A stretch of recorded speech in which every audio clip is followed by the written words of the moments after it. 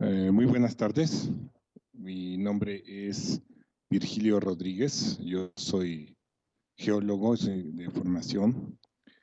Adicionalmente, también soy profesor de geología en el Instituto Politécnico Nacional, de donde soy egresado. Bueno, quisiera preguntar primero, ¿no? Dado que sabemos que el Imperio Británico y el resto del grupo de poder que apoya este, sí, el resto de los grupos de poder que lo apoyan tienen el control de los medios. Sin embargo, a pesar de ello, aún podemos o tenemos más bien mucho que hacer. Y la pregunta es, ¿cómo vamos a convencer y concientizar al mundo sobre esta situación, dado que los grupos que ostentan este control absoluto de los medios son los mismos grupos que tienen ese poder absoluto? Eso es por un lado. Por otro lado, ¿cómo vamos? And the other, ¿Sí me escucha? Perdón. Sí. Shall I respond, or is there still more? there's more. Sí, bueno, sí, nada más unas preguntas más. No sé si. Bueno, ¿cómo vamos a revertir las políticas y los planes que se están incubando para abatir y controlar la producción de alimentos? O sea, porque si esto se realiza, pues sería un crimen de lesa humanidad por completo. No, solamente esas dos preguntas. Gracias, muy amable.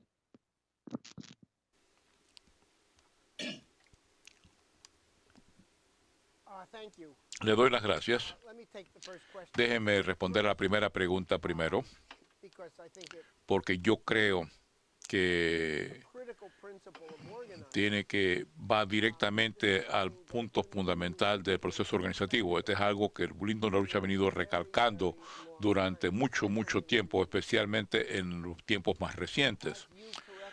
Como usted correctamente ha dicho, y creo que está implícito en su pregunta, hay un reconocimiento de que la gran mayoría de las personas del mundo en nuestro alrededor, la gran mayoría de las personas en la sociedad, se dejan embaucar por el juego imperial, caen en la trampa de la percepción sensorial, están adictos a los medios, creen en los términos más estrechos. Y a mí que me toca de eso, han sido embaucados, han sido atraídos a un ambiente de entretenimiento que destruye sus mentes, ya sea en la forma de novelas, música de rock and roll, lo que usted diga. La inmensa mayoría de la gente en nuestro alrededor verdaderamente son infantiles. Si usted piensa en términos del ser humano como un ser que tiene la capacidad de pensar, de descubrir y de alterar el futuro, y de pensar en cuántas personas que usted conoce que siquiera considera esas ideas, hay que darse cuenta de que básicamente un porcentaje muy minúsculo de la raza humana tiene capacidad en este momento para funcionar como adultos y de encarar la realidad fría y dura de la crisis mortal que encara la raza humana. Así que el señor LaRouche, lo que él calcula es que probablemente un 5% de la población es verdaderamente capaz de ofrecer conducción, liderazgo.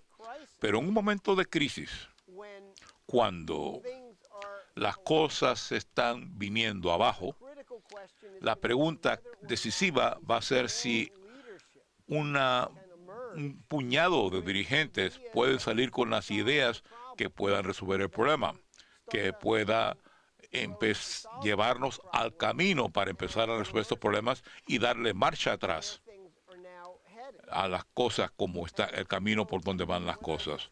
Así que cuando describí el ejemplo de lo que estamos haciendo en Estados Unidos a través del movimiento político de LaRouche sobre ciertos asuntos decisivos que pueden hacer una diferencia. Esa es la forma que hay que pensar. Nuestro objetivo en México, nuestro objetivo en todos los países donde estamos activos, es encontrar a los dirigentes activos entre esos 5%. Algunos de esos 5% son personas verdaderamente trascendentes que ya están participando en la vida pública. Algunos son legisladores o algunos son científicos, otros maestros. En muchos casos son personas que sencillamente tienen un nivel más alto de moralidad, que insisten en para sí en tener una pauta superior y que tienen el compromiso de llevar a la gente a su alrededor a las soluciones de la crisis existencial que encara a todo el mundo hoy. Lo importante es que tenemos que crear un movimiento político y tiene que desarrollarse este movimiento político en torno a ideas y en torno a una estrategia de cómo vamos a usar esas ideas de la forma más eficaz como armas para forzar un cambio en la política. Da la casualidad que una de nuestras ventajas en este proceso es que si la gente entiende que la meta, que el objetivo a breve del Imperio Británico es exterminar a 6.000 millones de los 7.000 millones de habitantes de este planeta, ese tipo de información abre los ojos y permite que la gente responda. Esa es la naturaleza de la situación que encaramos hoy.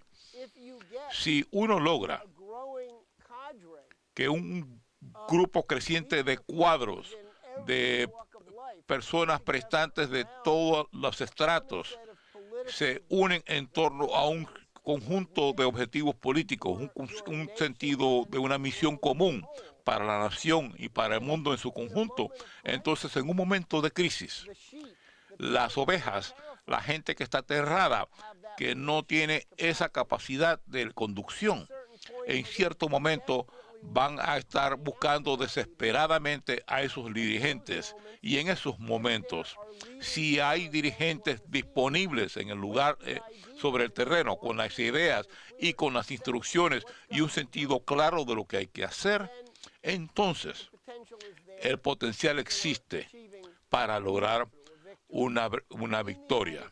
En Estados Unidos, todos los esfuerzos del movimiento político de LaRouche están orientados hacia los grandes asuntos que son decisivos. Estados Unidos es una nación poderosa que ha sido tomada por el Imperio Británico y sin embargo tenemos la capacidad de movilizar al Congreso de Estados Unidos a través de movilizar a la población de Estados Unidos, a través de movilizar a las legislaturas estatales, para que los dirigentes de las legislaturas estatales, para que presionen a sus amigos del Congreso de Estados Unidos. Y este proceso organizativo dirigido es la forma en que uno brega con el asunto de que sí, los medios, sí, el hecho de que los mismos intereses oligárquicos que están haciendo estas cosas terribles también controlan los medios, pero también es el hecho de que una inmensa mayoría de nuestros conciudadanos son infantiles y han sido idiotizados a tal punto de que se ha destruido su voluntad de combate. Así que un grupo de dirigentes pequeño, con las ideas correctas y con el compromiso de librar y ganar una guerra, y esta es una guerra política, podemos llevar a cabo milagros. Bueno, el problema de los alimentos verdaderamente es un problema del poder de la oligarquía. Porque hay recursos disponibles para producir más que suficientes alimentos para darles de comer a la raza humana y a una creciente población humana. En Estados Unidos, por sí solo, hay docenas, si no cientos de proyectos diseñados por el Cuerpo de Ingenieros del Ejército, por ejemplo, para básicamente mejorar la gestión de agua del país. Por ejemplo, las zonas a lo largo del río Mississippi, el año pasado, durante un periodo de tiempo, se desbordaron y acabaron con gran parte de las tierras de cultivo en Estados Unidos. Sin embargo, en otras partes de Estados Unidos hubo la peor sequía en cientos de años. Lo único que se necesitaba hacer era construir ciertos canales del Mississippi, proyectos de gestión de agua, para llevar estas aguas desbordadas a los canales y a represas, para que esas aguas se llevaran a esas zonas del país que estaban encarando la sequía, pero que de otras formas serían tierras de cultivo ricas.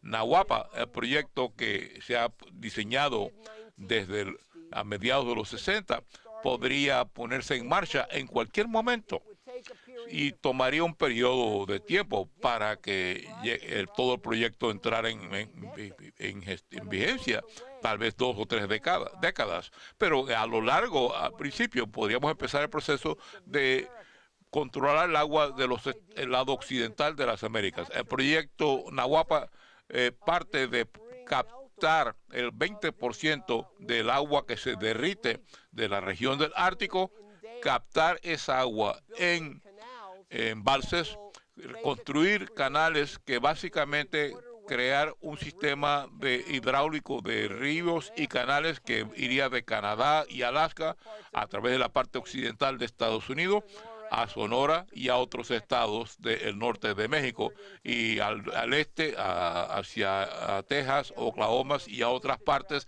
que son susceptibles a sequías en Estados Unidos. Hay partes del África a lo largo del río Nilo que en este momento son zonas de guerra, porque la oligarquía quiere que haya guerras genocidas en el continente africano y quieren asegurarse de que varias zonas como el Sudán, que podría ser un granero para alimentar a todo el África, esté sumida en unas guerras tribales y otro tipo de guerra hasta que se destruya la tierra y uno no pueda usarla como para cultivar.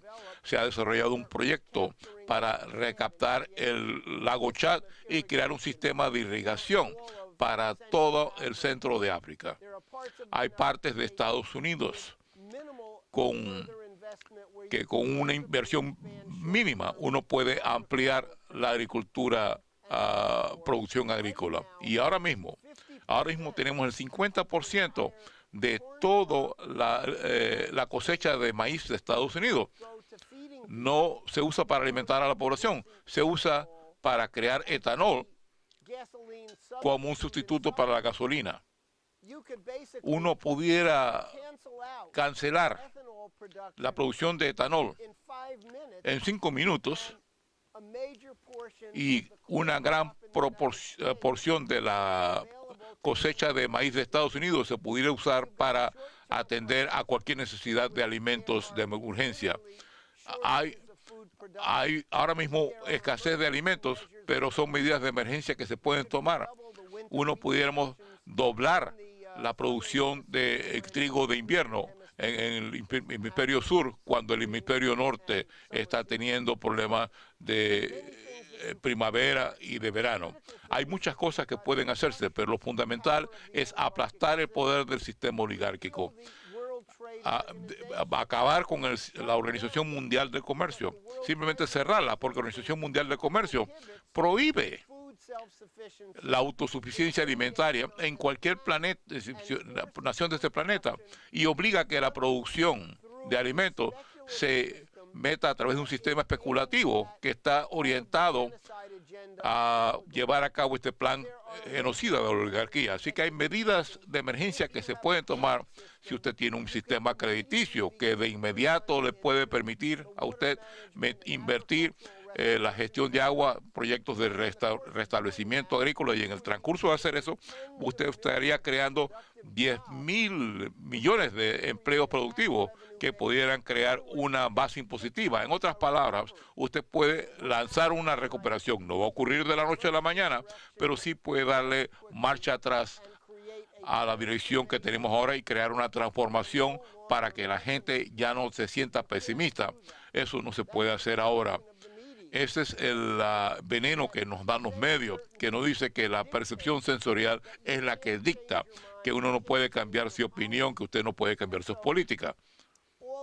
Así que todos estos factores, al final de cuentas, llegan al asunto de que estamos librando una guerra contra un sistema oligárquico y podemos lograr victorias sorprendentes, grandes logros a través del proceso de organizar a esos dirigentes entre nuestros conciudadanos que representan a ese 5%, que tienen el compromiso moral para salvar a la raza humana y que tienen la capacidad intelectual para entender las ideas alternativas. La medida de la raza humana, el ser humano maduro, es alguien que tiene la imaginación para pensar en términos de cambiar el futuro y que tiene las agallas y el entendimiento para tomar medidas ahora para garantizar que las generaciones futuras sobrevivan y prosperen debido a lo que usted hizo en este momento. Yo soy egresado de la Facultad de Ciencias Políticas y Sociales, simpatizante del movimiento que encabeza Andrés Manuel López Obrador, y por lo que escucho en este momento, hay algunas ideas que me inquietan al por mayor. Desde que yo fui niño, yo nací en 1940, voy a cumplir 73 años, la información del mundo y de México es que tenemos bastantes recursos, tenemos mares, tenemos casi todo hipotéticamente resuelto para que no haya sufrimiento y hambre en mi México. Lo que usted me dice es halagüeño, es halagador el intentar lograr ese 5% de conciencias a pesar de la falta de educación, a pesar de la manipulación de información, pero la pregunta básica, que yo dudo mucho en que sea una realidad, habla del imperio inglés, pero no toca para nada el imperio norteamericano. Para nosotros los mexicanos, está más lejos el imperio inglés, indudablemente que es un monopolio económico, pero los Estados Unidos también nos tienen atados del cuello y son los que han hecho daño a nuestro país.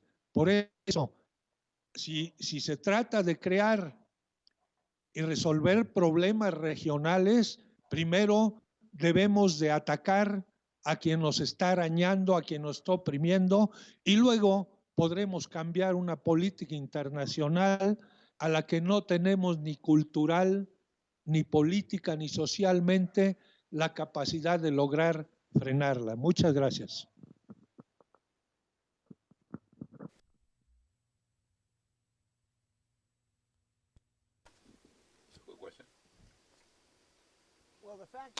Bueno, el hecho es que la situación en Estados Unidos en este momento es que Estados Unidos es un país ocupado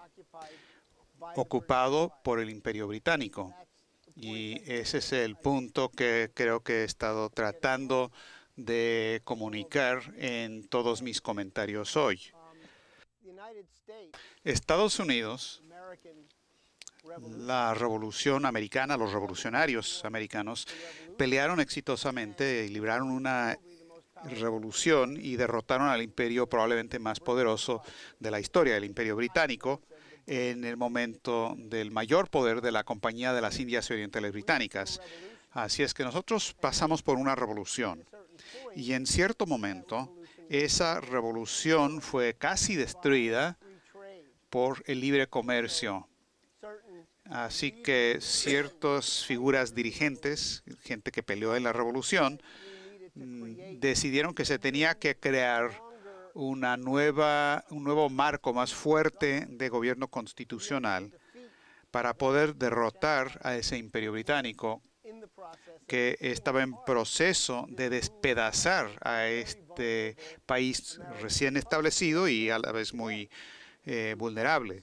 Teníamos deudas enormes con los gobiernos europeos, a los ciudadanos privados. Entonces estamos realmente al borde de perder la revolución en menos de una generación después de la revolución. Así que los padres fundadores del país se juntaron en Filadelfia y establecieron una constitución. Y esa constitución ha sido la base de la República, y la Constitución se basa en el principio de la soberanía de un sistema de crédito. Ahora, al concluir la Convención Constitucional que ocurrió a puertas cerradas, Benjamin Franklin, que realmente fue uno de los grandes genios, una figura histórica universal, un gran científico y un revolucionario republicano, estaba caminando por la calle y una mujer se le acercó y le dijo: Doctor Franklin, ¿qué es lo que nos ha dado? Porque la discusión en la constituyente ocurrieron tras puertas cerradas y no querían dar un informe por partes, sino querían terminar con la redacción de la Constitución en su totalidad y luego someter eso a la ratificación, el debate entre los 3 estados. Entonces Franklin se volcó a la mujer y le dijo a la mujer: señora, le hemos dado una república si usted la puede mantener. Ahora, el problema es que Estados Unidos ha estado bajo ataque precisamente para quitarle esa república, exactamente eso. Tuvimos la insurgencia de los británicos en la guerra de 1812, tuvimos la tiranía de Andrew Jackson, tuvimos el patrocinio británico de los Estados Confederados y la secesión en la guerra civil, que duró unos 5 años y casi destruyó a la población masculina del país. Después de que Estados Unidos ganó la victoria de la Unión del Norte en la Guerra Civil, los británicos llegaron a la conclusión que habíamos establecido una economía tan formidable en manufacturas, en industria, en agricultura, que no había posibilidad verdaderamente de derrotar militarmente a Estados Unidos, y llegaron a la conclusión más bien que tenía que haber una guerra de subversión, que Estados Unidos se tenía que convertir en el mismo tipo de imperio que nosotros contra el que nos habíamos rebelado. Y ha habido altibajos en esta pelea larga entre los esfuerzos de convertir a Estados Unidos en un instrumento y una herramienta del Imperio Británico y una pelea en contra de eso. Así que al terminar la Segunda Guerra Mundial, Winston Churchill, la idea famosa de Churchill fue que con el cerebro británico y músculo estadounidense podemos dominar el mundo. Y ese fue el objetivo de los británicos. Y cada vez que un presidente estadounidense se paró y se acordó de las palabras de Benjamin Franklin y dijo: nosotros vamos a pelear por mantener la república, por restablecer la república, esa gente ha sido asesinada. Esa es la historia de Abraham Lincoln, esa es la historia de William McKinley, es la historia de John Kennedy, Martin Luther King, Robert Kennedy. Gente que entendieron el mensaje de Benjamin Franklin, que uno tiene que pelear, cada generación, pelear y pelear para restablecer y mantener la república. Esa pelea se ha continuado, no ha terminado y no se ha resuelto. Y hoy día hay una situación en que Wall Street, que es el Imperio Británico, no es nada diferente que la City de Londres. Tienen un control férreo por sobre el sistema político estadounidense. Toda la idea del señor LaRouche en la ley Glass-Steagall, en la idea de regresar a un sistema de crédito, en la idea de reactivar grandes obras en Norteamérica en su totalidad, es que tenemos que derrotar al imperio. Nos hemos vuelto un país cautivo, un territorio ocupado del imperio, que ha sido el enemigo de la República estadounidense, el enemigo también de la República Mexicana en nuestras respectivas historias. Así que quienes en Estados Unidos estamos peleando por destruir el poderío del Imperio Británico, que es un poder que ahora tiene una sombra bastante grande y afecta a todo Estados Unidos. Esa pelea es idéntica a la pelea que se está librando en México y la pelea que se está librando en partes de Europa, la que se libra en Rusia y China, en todo el planeta. Por eso digo, solamente tenemos un enemigo. La humanidad tiene un solo enemigo y es el sistema imperial. Y el hecho de que el Imperio Británico ha podido colocar a presidentes de manera exitosa, gente como los Bush, padre e hijo, y Obama, nos debería decir que la pelea dentro de Estados Unidos es la pelea por salvar a una república que está ya en las últimas. Entonces es muy importante distinguir. El sistema imperial no es el sistema que fue el que establecieron los próceres, los padres fundadores, ni tampoco el de los padres fundadores de la República Mexicana. Somos territorio ocupado porque el imperialismo en general, el sistema oligárquico, domina las finanzas a nivel mundial, el comercio mundial, domina la cultura mundial y a pesar de eso, también están en una situación extremadamente vulnerable porque su sistema se está muriendo muy rápidamente y podríamos tener un desastre hiperinflacionario en cualquier momento y nosotros tenemos que entender que el imperio es el enemigo en todas sus formas y que eso es lo que tenemos que combatir de manera conjunta para derrotarlos. Por eso Glass-Steagall, por eso un sistema de crédito, por eso los grandes proyectos de infraestructura, por eso la música clásica. Todas estas cosas son armas de los republicanos en nuestras manos y nuestra pelea en Estados Unidos es su pelea en México y es una pelea en contra de un enemigo común que es el Imperio Británico, que básicamente ha podido extenderse con todo su poder en buena parte del planeta. Sí, buenas noches. Mi nombre es César Hernández y quisiera hacer dos consideraciones. En primer lugar, bueno, a nosotros nos ha ido a México mal con los republicanos y mal con los demócratas. En pocas palabras, hemos salido de Guatemala y hemos ido a Guatepeor. Y lo mismo ha sucedido con América Latina. Hemos sido la colonia de los Estados Unidos para explotar sus bienes a través de las empresas transnacionales como General Electric.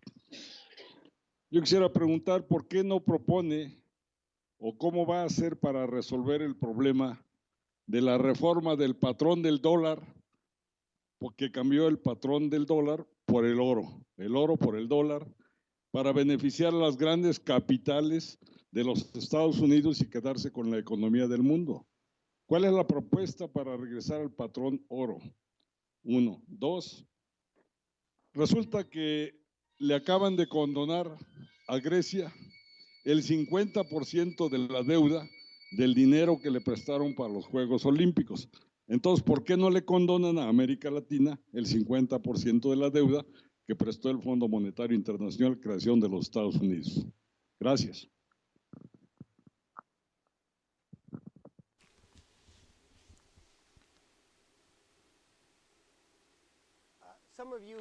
Algunos de ustedes que llevan varios años a nuestro entorno recordarán que en 1982 LaRouche hizo una visita histórica y famosa en México y se reunió con el presidente López Portillo. Y al salir de esa conversación, LaRouche escribió un documento que se llamó Operación Juárez. Y lo fundamental de Operación Juárez era de que ya en el 82 la gran mayoría, la porción mayúscula de la deuda de las naciones de las Américas, de México, de Argentina, Brasil, otros países de la región, era deuda ilegítima, que el sistema del Fondo Monetarista había saqueado a estos países, había usado la deuda como un instrumento para la destrucción económica y para ejercer el control imperial. Y la propuesta de LaRouche entonces, en Operación Juárez, básicamente era declarar una moratoria a la deuda de forma ordenada, o sea, el mismo principio de Glass-Steagall. Decidamos cuál de estas deudas son deudas legítimas, y si un préstamo se usó a un tipo de interés razonablemente bajo para una actividad económica, esa es una deuda legítima. Pero las deudas de apuesta y las devaluaciones obligadas de las monedas y todas las otras políticas del Fondo Monetario para destruir a Iberoamérica, a partir de los 70, los 80, hasta la fecha, todas esas deudas son ilegítimas. Así que con el principio de Glass-Steagall, usted separa la deuda legítima de la deuda ilegítima de saqueo y anula toda el saqueo. El problema con la cancelación de la deuda griega es que, francamente, no se puede pagar nada de la deuda griega. Lo que han hecho es que cierta parte de la deuda ha sido condonada, pero los bancos siguen siendo rescatados. Así que ellos continúan sacando las ganancias de sus operaciones de apuestas. Lo que nosotros tenemos que hacer y ganar la pelea en Estados Unidos por Glass-Steagall es un paso indispensable. Un primer paso indispensable no es el único paso. Tenemos que estar luchando por la misma programa político en todo el mundo. Ahora hay un debate muy acalorado en Europa Occidental, en Italia, en Francia, en Alemania y hasta en la Gran Bretaña. Hay un gran debate de regresar a la separación de la banca. Una vez que usted restablezca una banca comercial que no tiene las deudas de apuestas y anule todas las deudas de las apuestas, entonces tiene los fundamentos para regresar al plan original de Franklin Roosevelt, de la idea de un sistema de Bretton Woods. Y la idea era crear un fundamento sólido de tipos de cambio fijos entre las monedas del mundo, y el oro simplemente serviría como para una cámara de compensación al final del año. La moneda no se fundamenta en cuánto oro tiene usted en la reserva, sino que el oro simplemente es un medio para llevar a cabo la contabilidad. Lo que usted está haciendo en verdad es establecer monedas soberanas que se fundamentan en la posibilidad de la creación de riquezas en el futuro. Así que usted regresa a un tipo de cambios fijos. Acaba con el Fondo Monetario Internacional, crea un banco de desarrollo internacional que trabaja de la mano con los bancos nacionales en la emisión de crédito en naciones que sean verdaderamente soberanas para llevar a cabo ciertos proyectos prioritarios. Este es un sistema justo. Lo que LaRouche ha venido fomentando un nuevo orden económico internacional justo, en donde el poder de la oligarquía, el Fondo Monetario Internacional, el Banco Mundial, la Organización Mundial del Comercio, todos estos instrumentos que lo que sirven es para garantizar el poder oligárquico privado, se eliminan y regresamos a un sistema, al sistema que concibió Roosevelt. Mire, al final de la Segunda Guerra Mundial, de haber sobrevivido Roosevelt, de no haber muerto en 1945, Franklin Roosevelt se había comprometido a acabar con el sistema colonial europeo. Su idea era que al final de la guerra vamos a convertir esta estructura militar y industrial de Estados Unidos, la vamos a volcar hacia el desarrollo de África, de América Latina, de Asia, y reconstruir a Europa después de la guerra. Y nada de sistema de Tratado de Versalles, de castigar a los perdedores, sino reconstruir. Y ese fue el fundamento del sistema de Westfalia, que decía de que si usted se pone el beneficio del prójimo, de la nación derrotada, por encima de uno mismo, uno puede crear un sistema justo en el cual los intereses comunes de naciones soberanas, perfectamente soberanas, que deciden cuál va a ser el futuro. Al principio de su pregunta usted hizo un comentario, y creo que usted tiene toda la razón, de que México ha sufrido igualmente bajo gobiernos republicanos y demócratas en Estados Unidos. Bueno, nuevamente, regrese a los principios fundacionales de la República Americana. En su discurso de despedida, George Washington advirtió sobre dos cosas que le preocupaban mucho, que podían destruir la república que acababa de establecerse en base a una revolución. Dijo, las dos cosas que tenemos que evitar es meternos en las cosas de imperiales. Europa es un desastre, es un pocotón de imperios que están peleando el uno contra el otro, están tratando de saquear al mundo. No se metan ustedes en esas luchas, no se metan ustedes en esas trampas extranjeras que pueden llevarlo a guerra. John Quincy Adams dijo, nosotros no creamos una república para meternos a buscar dragones y monstruos a los cuales acabar.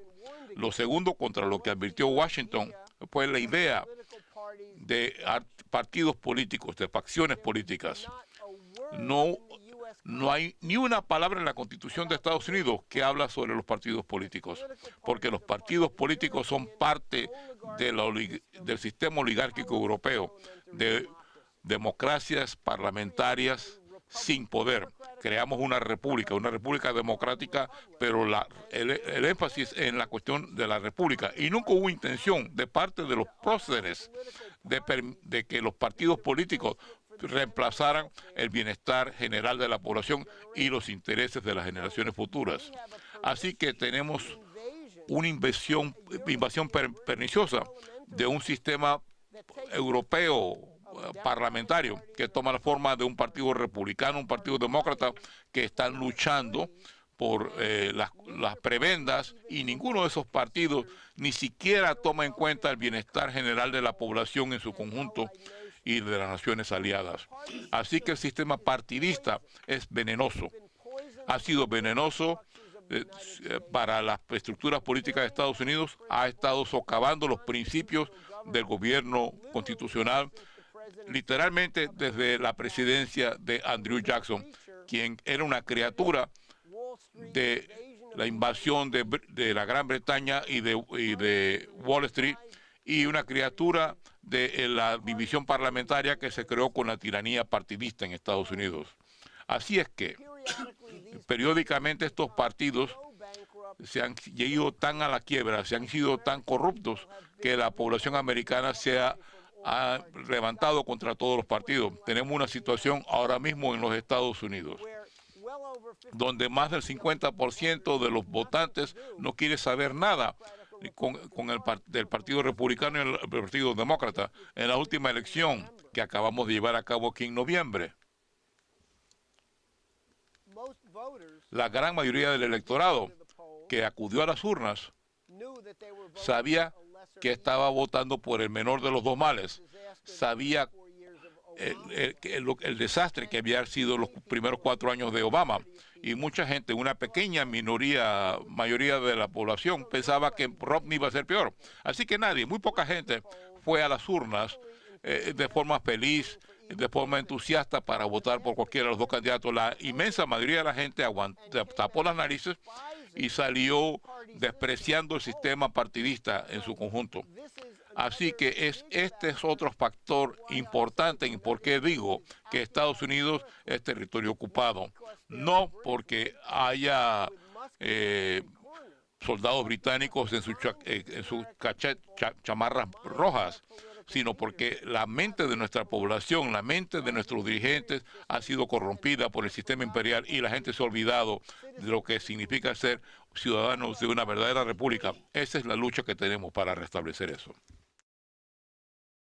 Bueno, buenas tardes. Mi nombre es Víctor Díaz, soy ingeniero en computación de parte de la UNAM.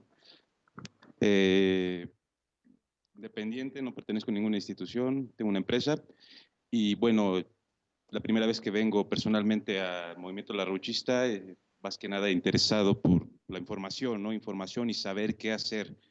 Yo ahorita he escuchado su contexto, todo histórico, mundial, he escuchado a mis compañeros, pero por parte de mi formación y por parte como soy, quiero practicidad, ¿no? Usted habló ahorita, la última pregunta, habló de que Larouche vino en 1982. Al igual que ustedes, yo considero que México ha tenido una serie de presidentes traidores y nosotros tenemos hasta cierto punto mucho resentimiento porque estos últimos presidentes han tenido mucho contacto con directamente, ¿cómo se llama?, el Imperio Británico, o más que ahora totalmente en control de Estados Unidos. Hablamos de la Madrid, hablamos de Salinas, Zedillo, están trabajando, bueno, Fox, Calderón, están trabajando ahora en transnacionales, en bancos, y en base a ese contexto, bueno, pues aquí la ley Glass-Steagall me parece que nunca ha existido en México. A lo mejor en los 70s estaba implícita, pero nunca en ley. Ahora, ¿cómo podemos hacer si México está en un grado mucho más enfermo que Estados Unidos por todos los síntomas, las acciones que usted ha mencionado a través de toda la plática? ¿Cómo podemos llevar? Yo lo estoy llevando al contexto de México, ¿no? Yo sé que usted, Estados Unidos, está hablando en un ambiente de Canadá, Estados Unidos y todas las naciones que quieren hacer o evolucionar. Pero en México, viendo este contexto, viendo que ya nos aplicaron lo que pasó en Grecia en el 82, en el 94, en el 97, y no hicimos nada, ¿no? Por ejemplo, en Argentina le aplicaron lo mismo en el 99-2000 y ellos hicieron lo que se volvieron soberanos, ¿no? Mandaron al diablo al fondo, al FMI, y dijeron, se declararon en moratoria. Y en México, en lugar de hacer eso, estamos haciendo todo lo contrario. Tenemos esperanzas, ustedes están consensando con gente de nuestro Senado. Bueno, yo vi que el año pasado Larouche tuvo una conferencia con senadores del país, de aquí de México.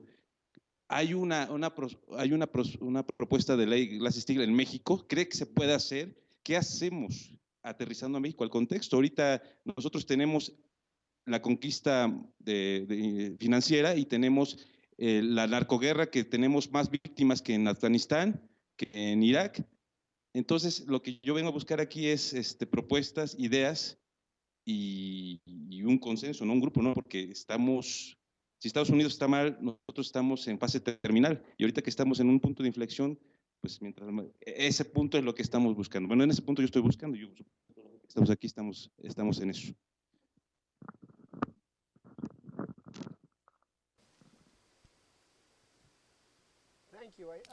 Sí, muchas gracias. Creo que en cierto sentido, en parte usted ha dado una respuesta a su propia pregunta. Mire, uno de los factores culturales de importancia, que es algo fundamental para mantener el poder de este sistema imperial, es que la gente entra en cierto estado mental, que no piensan como seres humanos, sino como animales. Piensan en términos de la certeza sensorial. Pero los seres humanos tenemos la capacidad única de pensar respecto al futuro, imaginar un futuro mejor y diferente y luego pelear para que eso exista. Entonces usted mismo, creo, de manera elocuente presentó el dilema, la destrucción de México en el transcurso de mucho tiempo. Y claro, tiene usted mucha razón. Casi no hay soberanía de los bancos ya en México. La última vez que yo vi eso, casi todos los bancos mexicanos eran simplemente sucursales de grandes bancos internacionales que por lo general forman parte de este imperio británico. La última vez que yo estuve en la Ciudad de México, uno de los edificios más grandes en el centro de México es HSBC. Ese es el banco de Hong Kong y Shanghai. Ese es el banco central del narcotráfico del Imperio Británico, que tiene más de 150 años, que se remonta a las guerras del opio en contra de China. Así que estas ideas son las ideas correctas. básicamente se tiene que restablecer un control soberano del sistema bancario. Tenemos que ganar la batalla en Estados Unidos, porque eso, ganarlo aquí, establecerá un precedente para demostrar que el poder de la oligarquía se puede eliminar. Sí, puede haber una ley Glass-Steagall en México. No hay ninguna razón por la que no debe haber tal ley. Los grandes bancos internacionales que están participando en el narcotráfico ya no deberían tener permiso para operar en México. El movimiento de la Rusia en México ha estado trabajando sobre la idea de grandes proyectos de desarrollo para poder reducir el gran desierto americano y tener proyectos hidráulicos. Y esto es lo que hemos hecho de manera integral con la idea de la reactivación de Nahuapa. Si uno crea un renacimiento agropecuario en la región del norte de México y luego se lanza el proyecto del Plino para conectar los ríos y desarrollar un sistema de irrigación en la agricultura de manera general, eso es una manera de librar una guerra exitosa en contra de la narcoinvasión de México. Si se entiende que el narcotráfico desde arriba para abajo es uno de los instrumentos más poderosos del Imperio Británico, entonces uno se da cuenta de que toda la invasión de México por parte del aparato de las drogas es un proceso que viene desde arriba, muy relacionado, totalmente relacionado al poder del Imperio Británico dentro de México como tal. Así es que todas las cosas que yo he discutido desde el punto de vista de Estados Unidos, soy norteamericano, soy patriota de Estados Unidos, sé qué políticas se necesitan de manera desesperada, urgente en mi país, y solamente le puedo decir que las políticas idénticas son las necesarias para México también. Estamos enfrentando un enemigo común, un dilema común, y creo que usted tiene razón. El saqueo y la destrucción de México ha avanzado más que en Estados Unidos, pero su naturaleza es la misma, el enemigo es el mismo. Así que creo que una de las cosas que yo recomendaría es que cuando yo termine con mi presentación, y sé que va a haber más discusión ahí en esa sala, ustedes con los organizadores de nuestro movimiento en México, el movimiento de la RUSH, yo recomendaría que se hablen directamente de estas cuestiones políticas, que se aborden y se resuelvan, porque sí, las soluciones existen.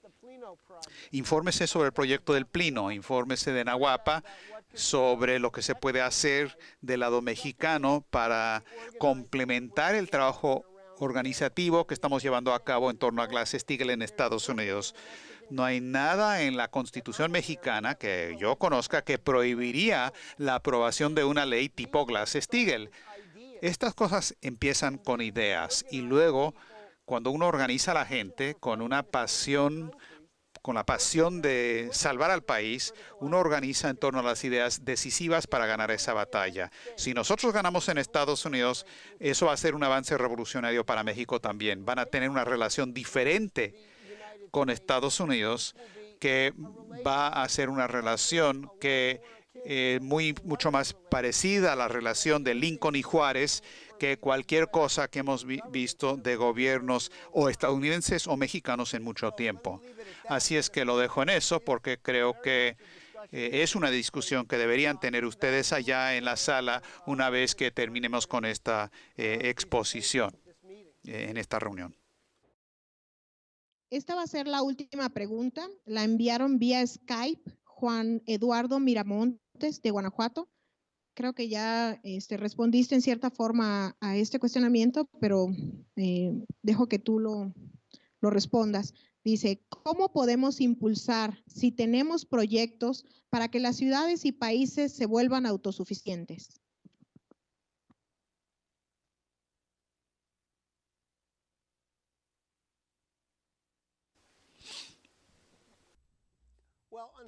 Bueno, desafortunadamente vivimos en un mundo imperfecto donde el principio de la soberanía nacional y del bienestar general se aplica de manera por igual en todos lados, pero donde a la vez existen grandes potencias, existen países que son más propensos a ser víctimas por su tamaño y otras vulnerabilidades.